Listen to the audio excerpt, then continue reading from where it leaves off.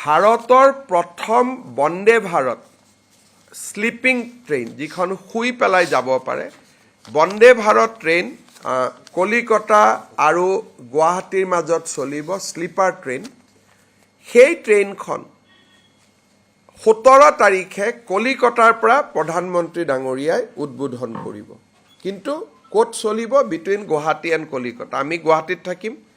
প্ৰধানমন্ত্ৰী ডাঙৰীয়াই কলিকতাৰ পৰা ইনগ্ৰেট কৰিব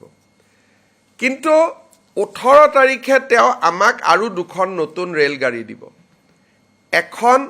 ডিব্ৰুগড়ৰ পৰা গুমটি বা লক্ষ্ণৌলৈকে যাব নতুন ট্ৰেইন আনখন ট্ৰেইন গুৱাহাটীৰ পৰা ৰোহটাক অৰ্থাৎ নতুন দিল্লীৰ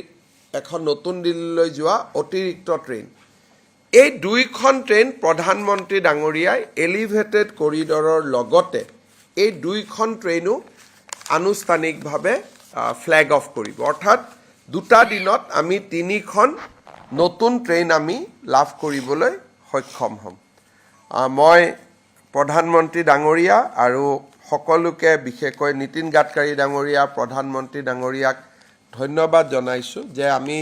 কেতিয়াও আশাও কৰা নাছিলোঁ যে এনেকৈ এলিভেটেড কৰিডৰ অসমত হ'ব পাৰে এই আৰু নেশ্যনেল ৱাইল্ড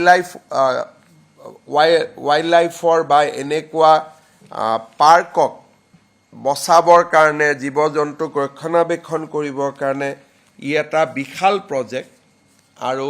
এনেকুৱা প্ৰজেক্ট হ'লে অসমেও 9% GSTও লগত লাভ কৰে ফৰেষ্ট ৰয়েলটিও লাভ কৰে আমাৰ ইকনমিটো বেনিফিট হয় মই প্ৰধানমন্ত্ৰী ডাঙৰীয়া আৰু নীতিন গাডকাৰী ডাঙৰীয়াক ধন্যবাদ জনাইছোঁ